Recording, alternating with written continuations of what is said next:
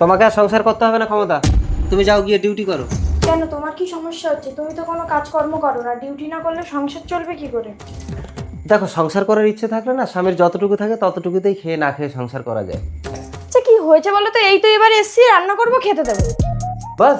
স্বামীর আর কোনো চাহিদা থাকতে পারে না? আচ্ছা তোমার কি চাহিদা? এবার তো আমি ঘরে এসছি, নাও না, পূরণ করো না। স্যার? হ্যাঁ স্যার বলুন। অফিসার ক্ষমতা, উত্তরপাড়া থেকে একটা শিশু পাচার হয়ে গেছে, আপনাকে এক্ষুনি আসতে হবে। ওকে স্যার, আমি এক্ষুনি আসছি।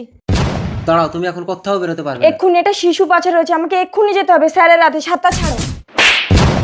ওর কি হলো সেটি দেখার আগে তুমি আল্লাহকে বেশি ভালোবাসো নাকি শয়তানকে বেশি ভালোবাসো? যদি তুমি আল্লাহকে বেশি ভালোবাসো তাহলে ভিডিওটিতে একটি লাইক করে চ্যানেলটি সাবস্ক্রাইব করে দাও। আর তুমি যদি শয়তানকে ভালোবাসো তাহলে কিছুই করার দরকার নেই। আজকে প্রমাণ হয়ে যাবে কে কতটা আল্লাহকে ভালোবাসে।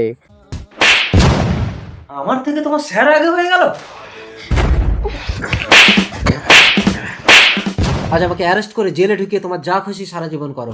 তুমি আমাকে মেরে মেরে ফেললেও আজ আমি ডিউটিতে যাব। ক্ষমতা, আমি তোমার গায়ে হাত তুললাম, তুমি আমাকে অ্যারেস্ট না করে ডিউটিতে বেরোচ্ছ? তার মানে তুমি স্বামীকেও বাঁচাবে, ডিউটিকেও বাঁচাবে? তা হবে না, হয় তোমার ডিউটি না হয় স্বামী, যে কোনো একটা তোমাকে বেছে নিতে হবে। বলো তুমি কোনটা চাও।